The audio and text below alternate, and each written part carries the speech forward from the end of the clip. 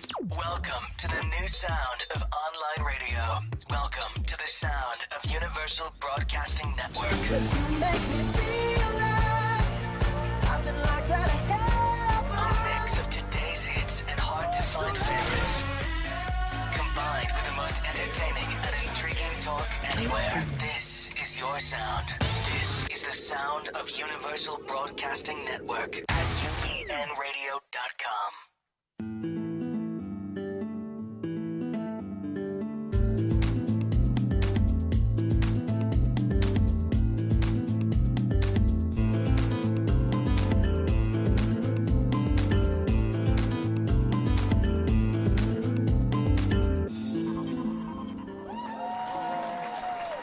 Hello and welcome. We are Del and Debi's Mind, Body, Soul, the home of invigorating talk on all things to do with health and well-being. I'm one of your hosts, Del Lady Jones, and I'm a certified transformational coach and a 3 principles practitioner with a master's in spiritual psychology. I help my clients achieve a more peaceful, loving, and joy-filled life regardless of their external circumstances. And by my side here is my beautiful co-host. Hello, I am Debbie Carlin Boyle. I'm certified as an integrative nutrition, health, and wellness coach. I'm a personal trainer and a fitness instructor, and I help people find balance in their life in addition to the food on their plates. We want to invite you, because we have a great show today, and we want to invite you to join the conversation, to ask a question or make a comment. And there's a couple of ways you can do that. Number one is our call-in number, 323-284-7826. You could talk to our guest today, who is Luke Scott, and I'm going to tell you all about him in a second. The other way is to go to our Facebook page, Del and Debbie's Mind, Body, Soul, and we are streaming there live. You can make a comment. We keep up our Facebook page during the show so we can answer you. Luke can even answer you today during the show. And there's a lot of intriguing stuff we're going to be talking about and questions you're going to want to ask. So, without further ado, our guest today is Luke Scott. Luke is an international speaker, a television host, and a spiritual mentor. After having a deep awakening experience, Luke began a journey to discover who he truly is and what he really, truly wants. Luke now travels the world sharing his secrets with others so they too can achieve true success and happiness. Luke teaches people all over the world to overcome their fears, find their passions, and express themselves fearlessly. He believes that every single person has a gift for the world and that he is here to help you find your true potential. We're so excited today to welcome Luke Scott to our show to show us how to find our true purpose. So please welcome Luke Scott. I think we already have it, Debbie. I think you're both doing pretty good. I think you're doing pretty good. Well, it's sort of a metaphor for everybody out there. Okay. So, Right. Let's put it that way. So welcome. Welcome. That's so beautiful. I love the little dance in intro there. You've just come from an ecstatic dance class, and it's still I just did a super secret project. I can't announce it because we had to sign a disclaimer saying we can't announce it. But Non-disclosure. for a big TV station in the US. Wow. Very cool. One of the biggest, and it's something I've never done on camera before. So Okay. yeah, stay tuned. Well, next time we have you on, Ooh. you can tell us about that. Yeah, we can release it. So, like we do with all our guests, everybody that we have on here has just got an amazing life story that got them to the place they're at today and how they help other people.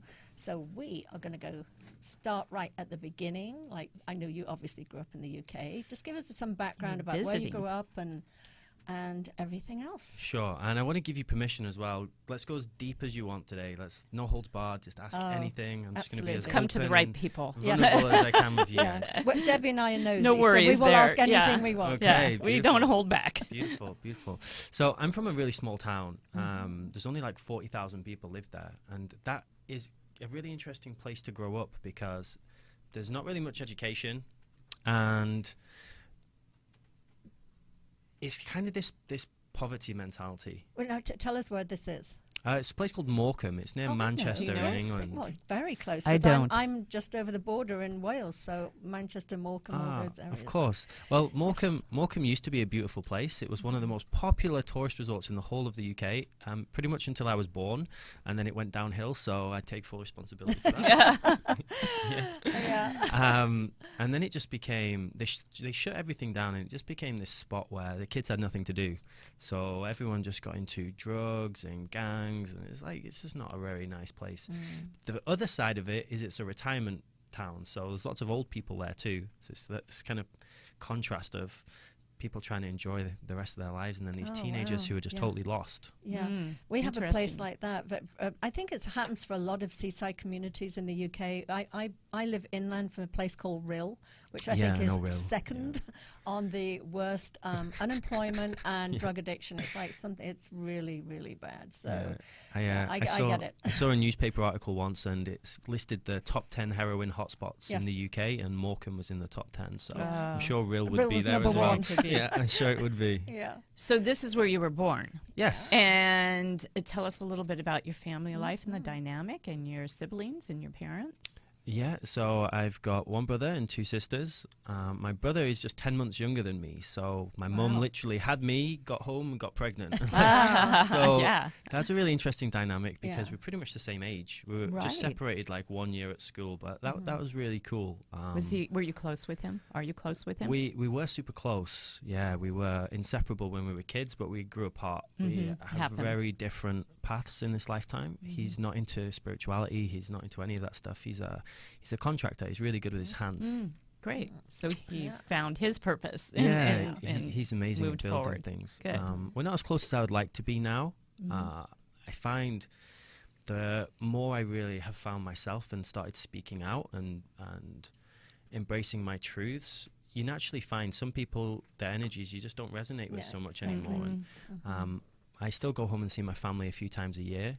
I should probably spend more time with them, but we're on different paths. Yeah. Where is home right now for you exactly? I live in London. You live in London? Yeah. Okay, got it. So before we go to you moving to London, though, we want a little bit more, because I know you came from, like you said, your background was pretty, as well as the environment that you grew up in Morecambe, the actual family dynamics too were, let me say, politely dysfunctional. I think you describe it in your bio. So give us a bit more detail about that. Yeah, I picked a pretty crazy life. I believe that we, as souls, we choose our lives. We know pretty much what's going to happen, and there's an infinite number of possibilities, but when we're in Soul Kingdom, when we leave our bodies, there's no such thing as time. It doesn't work in the same kind of way. Exactly. And so I chose to come here into this lifetime with a dad who was addicted to drugs. My mum and dad met in a motorcycle gang. You've probably seen them on TV, like the big biker guys with leather jackets and Harley Davidsons. Now, what was the name of the gang? Because out was here, it Hells Angels? They're Hells Angels out here. Yeah. There's some others as well, but what was the one in England called? Yeah, so it was the Angels. So those were my dad's friends. They're big bikers, with tattoos and leather jackets. So it was really interesting growing up around those kind of people. Unfortunately, my dad, his drug addiction became bad, and when I was 1, basically my mum gave him a choice. She said, you can either have your kids or drugs, and he chose drugs. So he's been in and out of mental homes and psychiatric institutions my whole life, and it's quite tough because he's got a lot of mental health issues. So it's not too easy to communicate with him. Now, did you say when he was out of your life, your mum gave him a choice? Did he come back into your life at some point? Yeah, he came back a few times. We used to see him on weekends, and he's done really well. He's much better now. He's clean. He doesn't do drugs anymore. But the damage from all the abuse he's done to his body over the years, this means he's not very lucid most of the time. Oh, that's a shame. But it's pretty amazing. Obviously, your spiritual path has helped you have a very loving heart to him and what he went through and his demons growing up. And at what age did you realize that this was going on? Because you said at age 1, which you would have been too young to realize that he left because of the drugs, because that choice was given to him. When did you realize what was going on with him and how, because it obviously, like you said, it relegated your life's path and in growing up with a father like that. When did you notice that this was a situation in your family? Well, I was a really smart kid. I actually got diagnosed with being a child genius when I was younger. when I was very young, and so I was really switched on and very intuitive. And I think a lot of us who choose this path, we as kids, we see a lot, and most kids see a lot more than their parents Yes, think they do. absolutely. Yeah, and the absorption is overwhelming. And it's not just what they physically see either; it's energetically. Yeah, that's what they're picking meant. up on, exactly. And that stuff gets trapped in our DNA too. Even when we're in the womb, you know, we feel those things, and it gets caught there. So, and often too, it can why be I'm asking very you.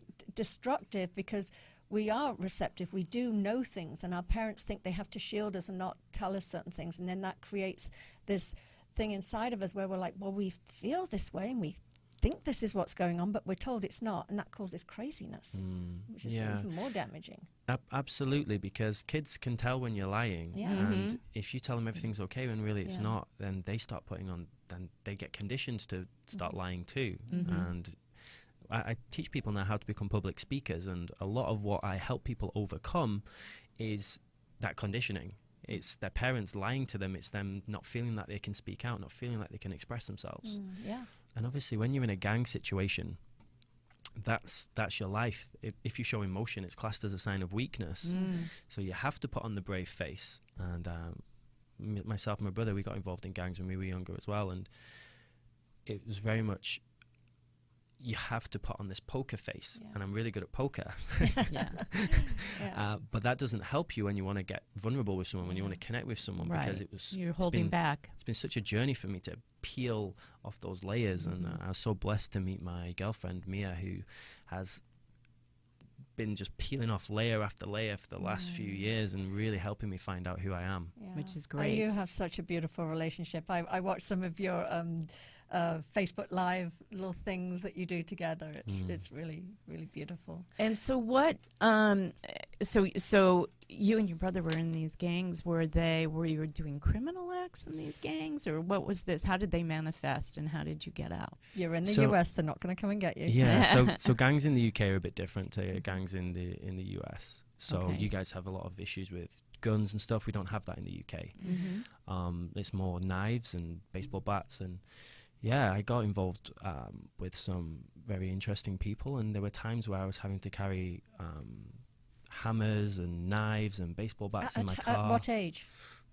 From the age of like 17 to about 22, 23. That late. Wow. Okay. Wow. Well, go back. I want to know what happened to you at 10, because I know that was a pivotal point in your life. How did that come about? This story is big. So this is a big transformation for you that got you, I think, on the path to how you got to where you are today. So what happened at age 10? Yeah, so me and school didn't really get along too well. Me either. I was a very hyperactive kid, and I was very smart. And they gave me this work. We do the school system slightly different, but they gave me a workbook that was supposed to last a year, and I did it in a couple of weeks. And then they didn't know what to do with me. I almost got in trouble for going ahead. I went home and I did the whole thing, and they're like, "What am I going to do?" So they kept giving me more and more, but eventually they just couldn't do anything with me. So I got so bored, and I started acting out. So I actually got expelled from primary school when I was 10, and I was getting in fights pretty much every day. It got pretty extreme, and so I got expelled, and basically this was a big problem for my mum, because my brother wasn't very well behaved either, and my mum just didn't know what to do with us. And your dad wasn't around.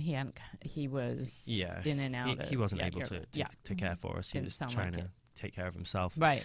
And so I actually got sent away to a children's psychiatric hospital. That's huge. Which was very traumatic for me, because I was in there with people who had serious mental illnesses like schizophrenia and bulimia and self-harming and those kind of things. And you didn't belong there. Well, yeah, I knew that. But the thing that really hurt me the most was I felt abandoned by my family. The day I got there, basically my mum took me into the building, and I didn't really know what was happening, but she dropped me off there.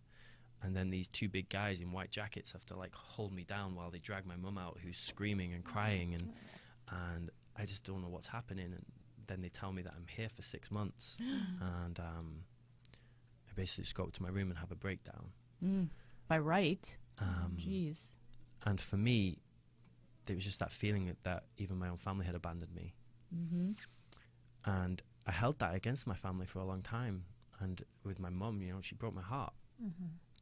But I now know that it also broke her heart, and she was in such a bad place and didn't know what to do. And she felt that was the only option. Mm-hmm. And it's been a big process of forgiving my mum and the rest of my family and learning to see things from their perspective, because as a kid I was very wounded, and I'm sure there's still levels and layers to work on. Mm-hmm. But everyone who does anything to us in their life, they're just doing the best they can from their perspective. Absolutely. Mhm. You know, I mean, and I have to share for a second that, you know, my son not at 10 but at 13 was severely depressed. I mean, it's something tragic happened to him. He lost his little girlfriend in front of him. But we had to choose to have an intervention with him.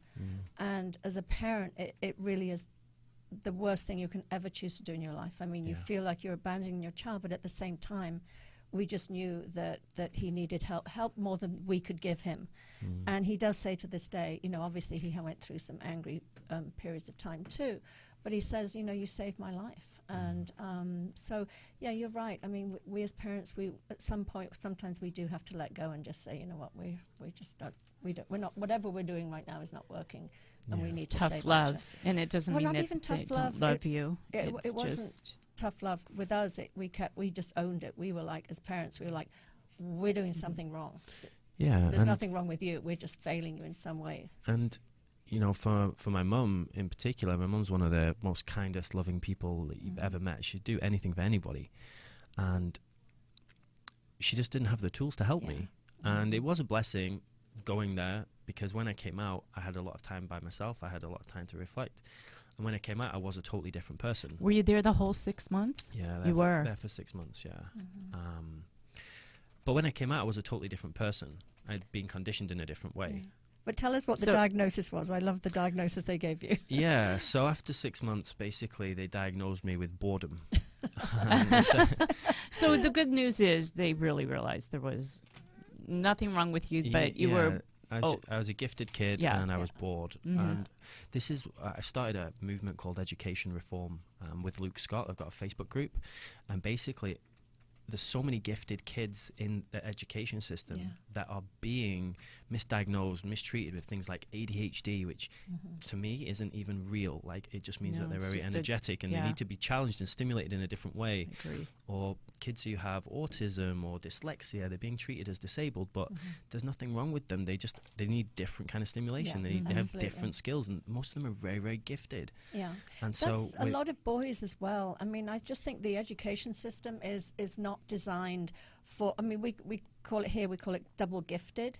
If you have, you know, your high intelligence, both my boys, they were highly intelligent, they were in the gifted range, but they both had a learning disability like dyslexia and dyspraxia.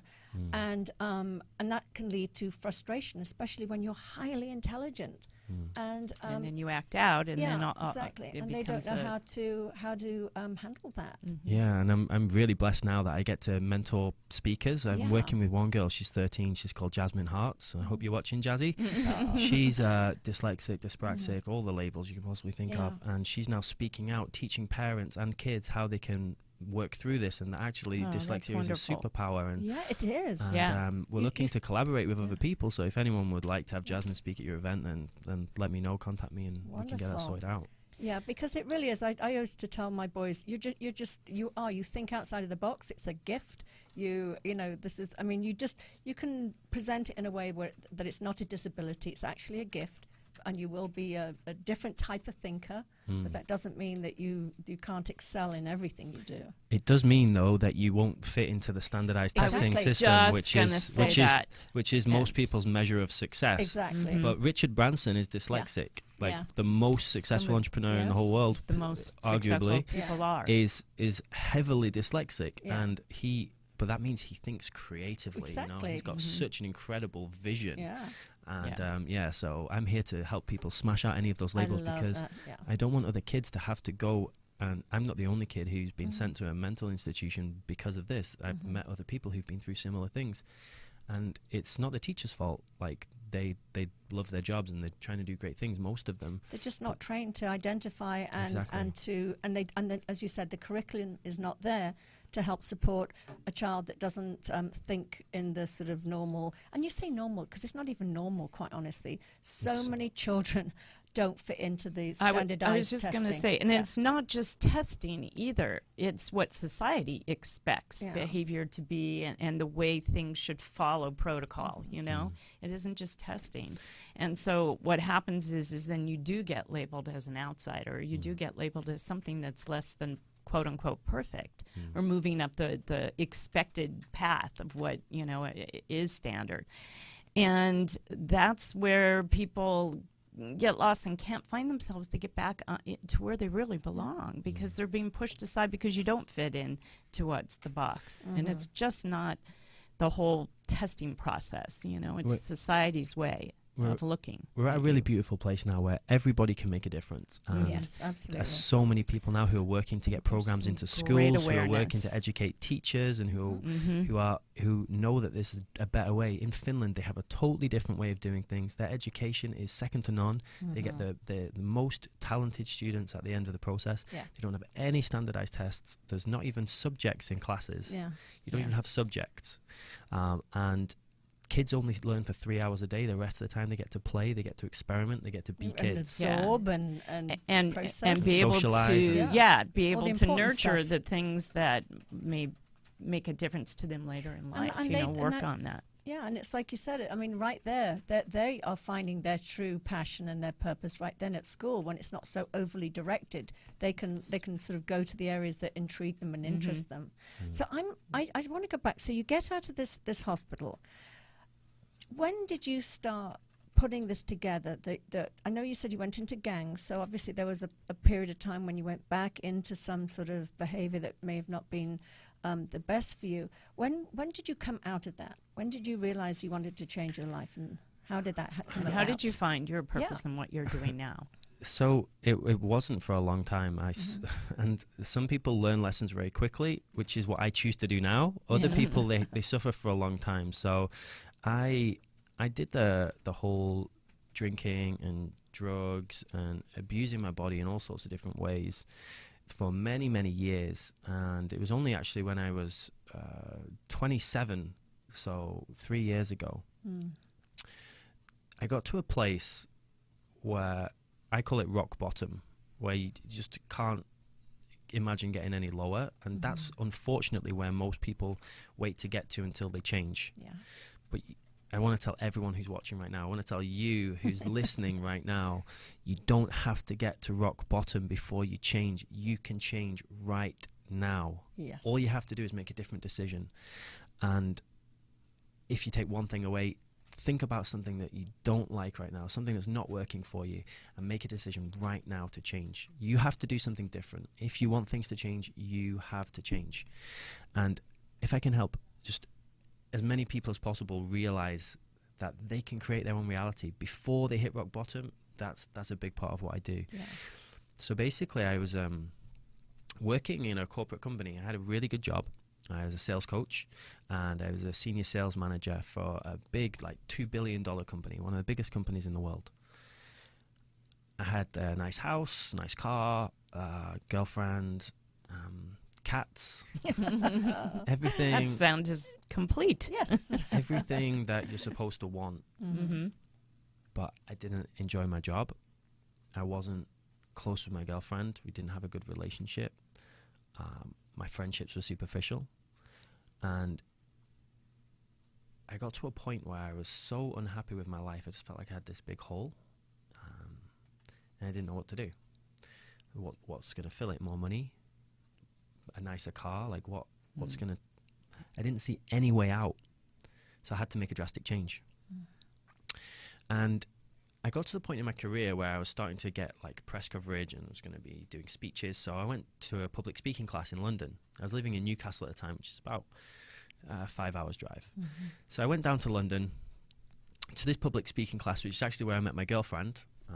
If you believe in synchronicities, the universe bringing us together, Absolutely I believe this do. was a Yep. divine meeting.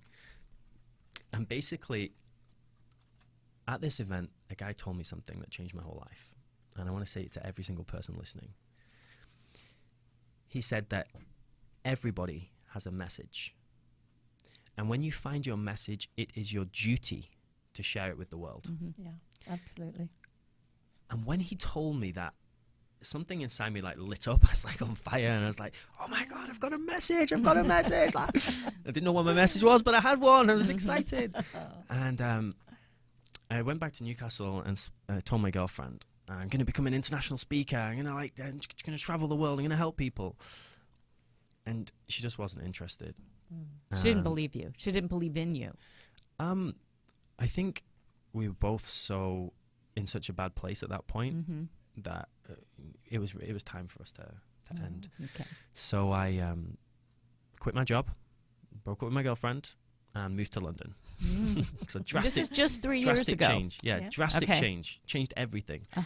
Like I said, if you want things to change, you have to change. And I'm not saying that for everybody, the best option is to quit your job, break up with your partner, and move, but it is an effective option because your whole reality changes. And I went and I got loads of new, more empowering friends who were positive, friends who were connected, friends who were happy. I didn't know many people who were actually happy. My idea of happiness was going out, getting drunk, doing drugs, and having sex. That was it. Those were the only things I knew. And I was just constantly searching for this happiness, but never finding it. And so when I started hanging around with these people who would genuinely had deep happiness, I said, why are you so happy? And they said, because they choose to be. And that happiness is a choice, and that you every day choose if you want to be happy or not. And the way you choose to be happy is you have to let go of stuff that doesn't make you happy. Yeah, absolutely. That's it. Every single day, make a choice. Yep. Say, today I choose that happiness is the most important thing for me. And anything that doesn't make me happy, I'm just going to let it go. Yep. So smart. And Yeah. so by doing this for you, this is how you got to this journey of public speaking and now being a teacher to public speakers to help them be better public speakers. How did that happen? How did that manifest once you were told that you have a message? How did you get that? How did you know what your message was? Before that, though, there's a huge spiritual component here that because you didn't just go from being a professional speaker. I want what was that? What was that? That's your what message, I'm asking, exactly. basically. Yeah, well, they both actually go hand in hand. Yeah. So that's perfect. Yeah. So when I first started speaking, I was teaching sales because that's what I knew. Right. So I was And you were teaching people. teaching. Yeah, So- I was teaching people how to be sales. Instead of doing it in a classroom, I just did it from a stage. And I love business. I'm fascinated by business. I've had lots of businesses throughout my life. Some good, some not so good. Some a little shady. Some That's very Great shady. way to learn Some what works and very what shady. doesn't. We call them social enterprises. A few things falling off the back of a lorry. And so people were asking me about business, so I started teaching that. And then people started asking me, how was I such a good speaker? And so I started teaching that too. But the big thing that shifted for me was I got a really great mentor. I'll give him a shout out. It's a guy called Eric Ho. Eric, love you, man. And he was a speaker as well, but he was very different. A lot of the speakers were very pushy, very forceful, like, rah. Yeah, like the Tony Robbins. Well, nothing knocking Tony Robbins, but that high energy, real charismatic, take control of the whole room. It's type. it's what you have in your head as sort of a prototype of what you think a speaker should be. Yeah. So he was That's what different. we- How is he different? He was different. He was calm. He was balanced. And I didn't know it at the time because I didn't know what this word actually meant, but he was spiritual. And I didn't even know what that meant. I didn't believe in God. I didn't believe in energy. I didn't believe in angels. I didn't believe in any of that stuff. I thought that was all bullshit. I just thought that was some made up stuff, like fairies, Woo-woo. woo-woo stuff. Yeah. Now I'm fully woo-woo. You've immersed in the woo-woo. I am the king of woo. But basically what he showed me how I could make this into a business, how I could actually help people. Because the thing about speaking that most speakers don't understand, I think, is, and it's the same with anything in life really, if you want to be successful, if you want to do it the fastest way, you have to get a great mentor. Yeah. Mm-hmm. Learning by yourself, making the mistakes, that's the slow way, and it's expensive in time and money and energy. Like, how many times do you want to fall over before you ask someone, like, how do you do it? And he showed me, and it literally within 6 months, I was already traveling around the world, being invited to events all over. I did a 3-day event in Malaysia, 3-day event in Vietnam, invited all over the world to speak, and making money in 6 months. Wow. Whereas that's most quick. speakers, they take 6 years and they're still struggling. Yeah. And I was working as a sales director for a software company at the time. When I moved to London, I had to get a job on the side, and a lot of businesses have to do that when you're first Sure, starting. absolutely. And I made more money in 1 month from my speaking than I was doing as a sales director, which is a very high-paying job. And so I quit. And that was a huge step for me. Scary, huge, exciting. But basically, where the spiritual aspect comes in, I did my first ever speaking gig in Vietnam. This was just 2 months after starting this mentorship. 2 months Wow. in front of 500 people.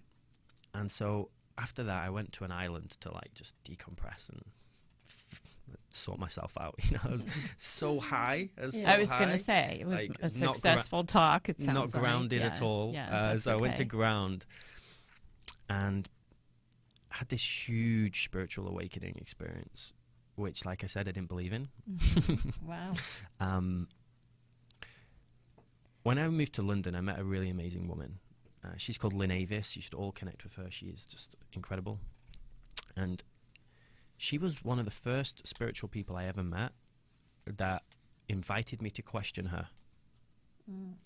Most of the people where I'm from, they fear God. It's a very small town. Like, they're scared that if you don't go to church on a Sunday, some man in the clouds is going to smite you or something. You know, you're going to go that lives burn in in my hell forever, right? Exactly. It's some Bible thumping. yeah, it's crazy. certain It's parts. craziness. Yeah. And but I met Lynn, and she actually invited me to question her, and she had answers, and she wasn't afraid, and she actually loved God, and I'd not seen that before. Wow. So I was open to it, and she teaches people how to communicate with angels. That's her business. Is she religious? Does she have one particular religion? No, This is no. about spiritually connecting to Yeah. angels. Okay. Yeah, and you can call it God, the universe. You can call it Source or Exactly. Creator Great or Spirit. whatever you want Right. to call it. Okay. Um, I just wanted to see if there was a religion behind it or Yeah. not. No. And so she gave me this meditation, and meditation's really powerful for anyone who's watching. Really recommend go check Lynn's website out, and it's called guardianangel.mp3. And basically, in this meditation, you go to meet your guardian angel. Now, like I said, I thought this was hocus pocus, so but I trusted Lynn, so I gave it a shot, and I did the meditation, and then saw an angel, and he was so real. It was just like you are to me, but he was closer. And Did he have a name? Wait. Was he a certain?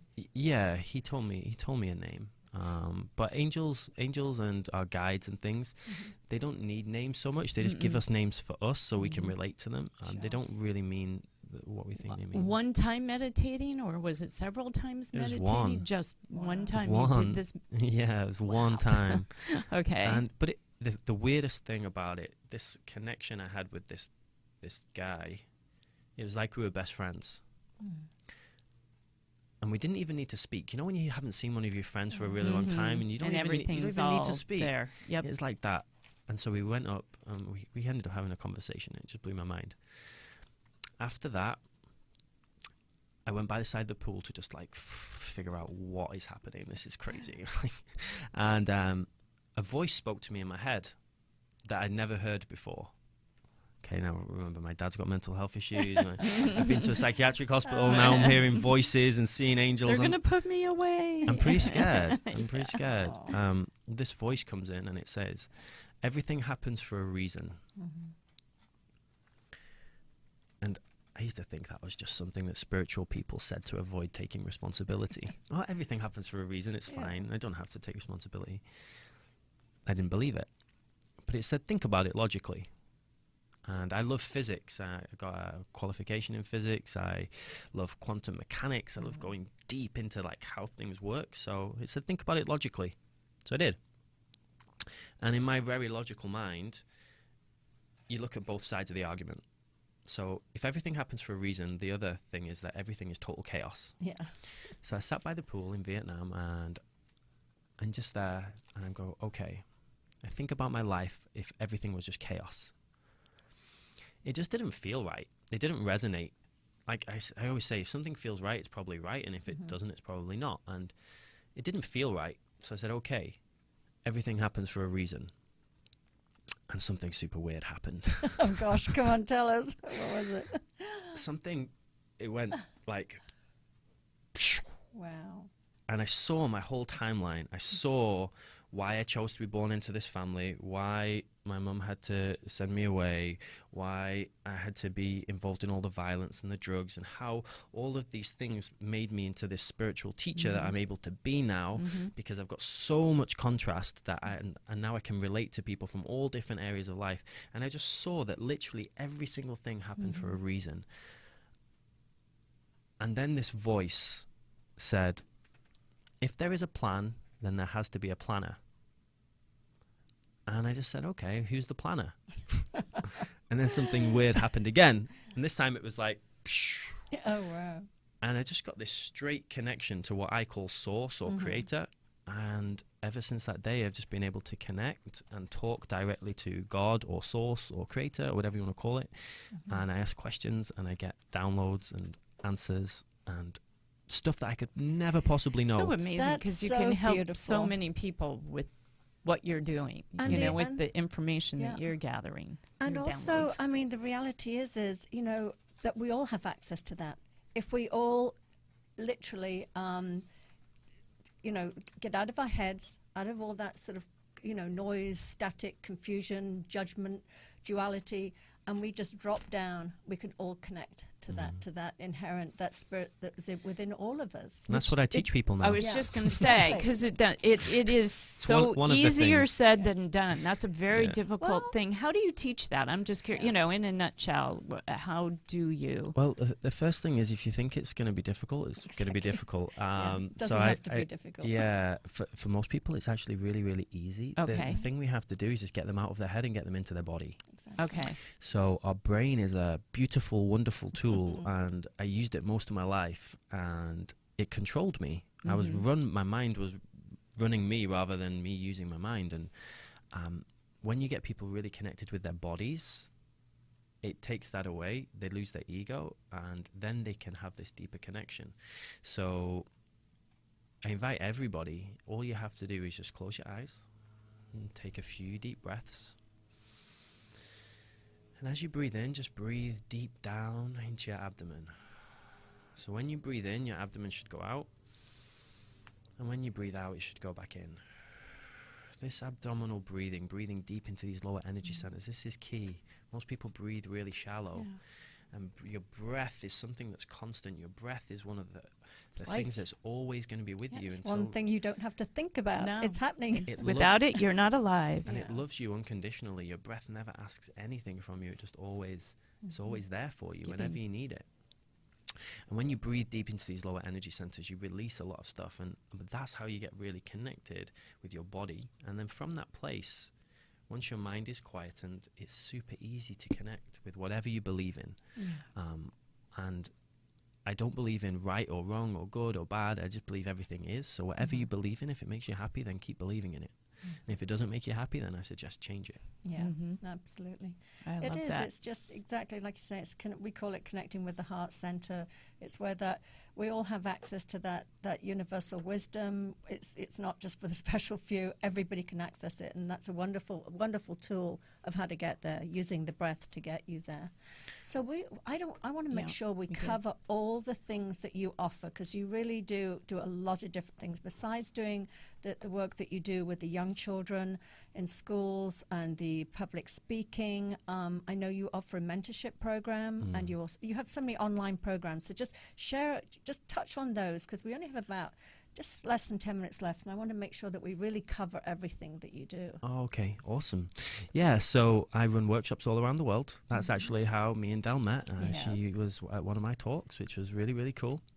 It's fabulous. And I've taken a couple of your online courses, so Yes, share yeah. those with us. Yeah. So I teach a few different things. First, I teach people how to find their message, how to really find their purpose. And my book's coming out very soon. I'm just putting the finishing touches to it. It's called How to Find Your Truth, and it's a guide to living your life with purpose. And I work on visions. So I actually saw a vision of myself on The Tonight Show promoting my book. So if anyone from The Tonight Show is listening, then contact Del, get my number, Yes, or exactly. message me on Facebook. I'm his new agent. But this book is a guide to teach you, firstly, how to find yourself, how to get connected with yourself, and how to avoid a lot of the pitfalls that I went through over the last 3 years since I had my awakening, where I've had some of the most incredible times in my life and some of the absolute darkest, most painful times in my life. And I don't want to trick people and say, hey, have a spiritual awakening. It's going to be all sunshine and rainbows and unicorns, because that's not how it goes. Yeah. You have to face a lot of your shadow stuff. You have to face all the aspects of who you are. And again, it's not good, it's not bad, it's not right, it's not wrong. Exactly. It's a part of us. We are love and joy and anger and sadness and grief, and we're all of that. We're And not it's alive if we don't have all Yeah. of that. It's really We have to. It's the resilience. It's how fast you move through from those moments where it's dark and get back into that space where things feel more in alignment with you. It's Yeah. not getting rid of them. You can't get rid of them. They're Yeah. part of life, like you said. I believe every single feeling you have is there to teach you something. And once you integrate the lesson, the feeling can move on. It's Sure. our soul's way of getting us to learn things. So when you're scared, when you have fear, helping people overcome fear is one of my Yes, favorite it's things to one do. of your- And when people have a fear, it's usually their ego's way of trying to keep them small and trying to keep them safe. Because that's your ego's job. Sure. That's your whole ego's job, is to keep you small and keep you safe. And it says, you got to the end of your life and you're still safe. And you're like, Yay. thank you. But you didn't do anything. You didn't You push didn't yourself. live. You didn't go for it. You didn't follow your to dreams. live your life's purpose and helping others. you know. And so when you have fear, it's usually something that you should do. Like, what I find when I'm scared of something, I do it. I have a really cool challenge that I get some of my students to do. I'll just share it with you guys. But basically do one thing every day that scares you and put it in your diary. Yep. Every day, find one thing that either scares you or makes you feel uncomfortable. In a year, you would have done 365 things that scare you. Yeah. What will you still be afraid of? It's- Yeah. I agree with you wholeheartedly. I tell my clients that to get past their fear and do something. Or feel their fear and do it anyway. Yeah, We to- wait for, fear to go away before we act, and it's the other way round. It's you take the Face act it. and then the fear Go dissipates. forward. Fear's Yeah. good. Fear means you're growing. It means that That's- you're doing it's something how exciting, you get something to the new. other side. Yeah. You know, it's Yeah. the only way to grow. It's growth, Yeah, really. Exactly. It's about shifting the relationship Yeah. with the fear. So if anyone's got any fear of, especially public speaking, that's one of my Yeah, it's one of the number specialties. I can ones. definitely help you with that. But any fear, really, it's the same principle. And, it's when we're born, we have two fears. The way I see it, we have a fear of falling and a fear of loud sounds, and they're both there as survival mechanism to keep us alive. Any other fear has been given to you at some point in your life. Yeah. And anything that's been given to you can be taken away. So if you have a big fear, you don't have to come and see me. You can see pretty much any. I really recommend going and see a theta practitioner, Theta. Theta is a really powerful way to clear things. We've done that. There's We've so done that many too. different tools, though, that you can use. There's all sorts of regression techniques. You can contact me. I can tell you if there's one in particular that you want to do. So that's one thing. You talk about, is this like raising your vibration? Yes. You talk about that. I want to make sure we hit on that before we lose time. This is all part of this process, right? Yeah, that's What do you mean by that? So, on a pure physics terms, we are made of atoms, and atoms vibrate. So we are constantly vibrating. We look solid, but we're not. If you zoom in on us with a microscope, we are constantly vibrating, constantly moving.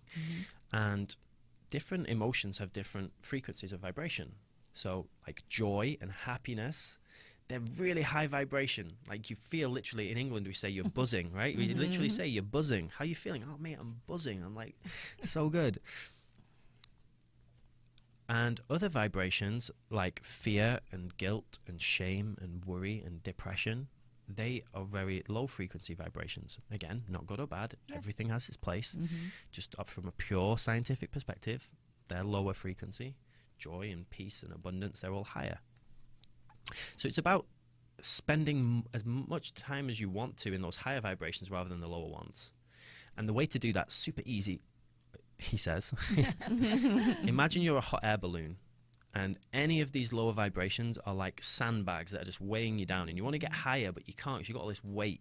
You have to go deep. You have to process the fear, process the shame, process the guilt, process the anger, work through it, learn the lessons, integrate it, and then it's gone. It literally, the energy can be transferred into something else, and then you can reach these higher places. But while you've still got those anchors holding you down, you can't get there. So I do these spiritual mentorships with people, which is a super fun process. It's a month-by-month mentorship, and we just go deep into helping you release these anchors and release these things that hold you back, because the shifts you can get are just insane. Yeah.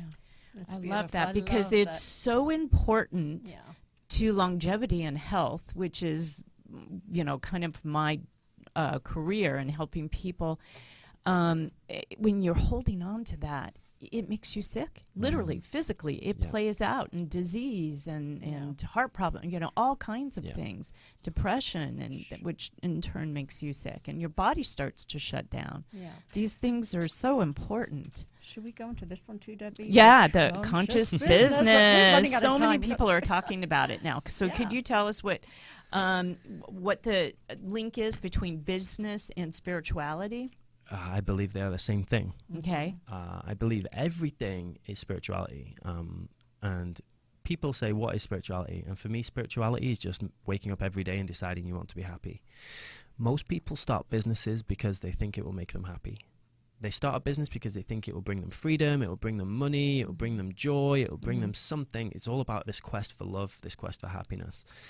And when you are doing a business that you love, when you're doing a business that you know is inspiring people, changing people's lives, is making a difference, there's no better feeling, because you are getting all the abundance you could possibly want, and you're helping other people to get abundance too, and it just creates this beautiful cycle. And the whole planet's waking up right now. The whole planet's shifting. Yeah, you can feel it. And whether you people are want to. becoming so tuned in to energy. Like, people's bullshit detectors are so finely tuned now. It's like they can smell if you're being genuine, if you're doing things for a good reason, if you've got a good heart. And a lot of people are choosing that they only want to do business with those kind of companies. Yeah. So And the other thing is, I just want to mention that doesn't mean that you just have to be in the coaching business or the health business or anything. I mean, you could be a baker. And if you or a restaurateur, if you provide a service with love and Truth passion behind it, and passion for serving other people. I mean, you could be a car salesman. It can be anything. Just as love it. long as that there's love and integrity and honor in what you do. That's the combination right there. It So doesn't important. necessarily mean you have to be a spiritual teacher. absolutely, absolutely. But I can see what you mean by the spiritual component. For those that are not spiritual, who don't think they're spiritual people, that is the spiritual component. The passion, the integrity, the truth, the living your Honor. purpose because you love what you do, and then you get better at it, and then you share it. And what better way to have a complete and full circle life? Yeah.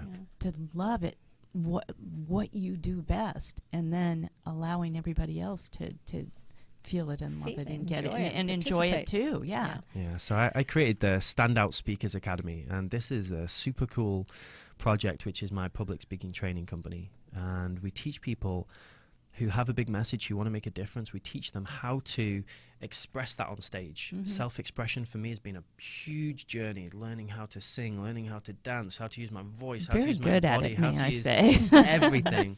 And I love taking people on that journey of becoming the best version of themselves. And I actually got my own TV show, which I was is just called about to say, we haven't even touched on your TV show. yeah. So check out the Standout Online show. You can go to Yes, it's standoutonline.tv, and we interview the world's biggest entrepreneurs, thought leaders, people who are making a big difference in the world. And we start talking about business, and most of the time we end up getting really deep and real and raw. And I think people are Which just is great. desperate for that now. People Yeah. want to see the real us. They want to That's right. see us being open and vulnerable. And And Of course, because authentic. we can all You want relate to at be that authentic. level. Yeah. Which is So, well, so we've covered your so much here. So Yeah. you've got a book coming out. You do the monthly mentoring course. You also do the standout online speaking course. What events have you got coming up? So in London, that's where I do most of my events. So we run regular speaker training events. So if anyone is based in London, you can come to our speaker training workshops and teach you loads of cool stuff there. I do events called How to Raise Your Vibration, which is where we go deep into spirituality. And yeah, so I'm looking for more collaborations. If people have a big audience, if you would like to get me in as a speaker, then just let me know. I'm super open, and we can discuss terms that's going to be beneficial for everyone. And That's incredible. Yeah. and then That's people wonderful. can work one-on-one with Yeah. you from anywhere in the world. You know what I mean? Virtually? I've virtually. got students in Australia, students in good. the US, everywhere. Yeah, so Del and I work that way too, so I just Yeah. wanted to make sure you do. Because I would think that there's a huge audience out there for somebody who has a message and doesn't know how to get it out, wants to be a speaker Yeah. and just doesn't have the confidence and the wherewithal, to know how to do it. And I did that course too. The standout. Is that the one I did? The You did it. You did my video coaching program. Yeah, so that We've was got virtual. so many. So. That was wonderful, fabulous. Yeah. I've done a few things with you. So. Yeah, we did it. We did a one-on-one session as well, which was pretty cool. Really cool. That was like You guys, 3 hours. did you do that in London? No, you we do did that it. where? We did it in through Malibu. yeah. Oh, here. Yeah, Okay. yeah. When I met So, you. because you do travel, so Yes. so people So can find out before where we you're run going out to of be. time, let's share your website. And again, just run down a few things that you give. Just give the Beautiful. title so people can. Follow me you. on Facebook. I have loads of free trainings that you can have on my Facebook page. If you're into speaking, I have a private group for speakers. There's over 1,200 speakers in there now, so it's a really great place to network. There's tons of training videos. I think there's around 100 now in there. So check that out. It's called Speakers, Aspiring Speakers and Event Organizers. Or just find me on Facebook, Luke Scott, and I can send you the links. That's probably Luke Scott too, because you had to get a second Facebook. I have 2 Facebook accounts. Yeah. You And ran out of space on the first one. I need a third one now, my. so I'm about to become Luke Scott the third. Oh my goodness. I also have a group on spirituality, which is called Spiritual Weirdos with Luke Scott. So if you like the term spiritual weirdos and that resonates with you, then come be a part of our tribe. I post loads of free videos in there for people who want to learn how to connect with themselves. So I think they're the 2 main things. My general website is lukescottofficial.com. And if you go to my YouTube channel, which is Luke Scott Official, or I have another channel which is called Next Level Game Changers, I've got loads of videos on there too. Wonderful. Wow, That's Luke, so great. you're doing I know. such I mean, he's great only service 30 for years people. old. I know. Think of where you go from here. Exactly. And then whatever you just came from, this, what kind of dance was it? Ecstatic dance. Yeah, I it's like can't- freestyle dancing. I can't wait to hear more about that on this big major network. Yeah. So we have to thank you. Our time Yes. is up, but you can get a hold of Luke all these ways that he just said, because he has remarkable gifts to share. So we thank you. And you can Yeah. check me on Instagram as well, at Spiritual Speaking. I do a lot on Instagram too. Yes. Wonderful. I've seen that. Thank you so so much much. Yeah. for giving us the gift of you today Yes, I know and you're helping those very busy. who want to find their purpose and should find their purpose on how they can go about doing that. So thank you so much. Yeah. My pleasure. Thank you. Thank you, everybody. We're going to be back here next week at 1 p.m. Yes. Another great show. Thank you so much. Thank you, Luke. Take care. Bye-bye. Bye.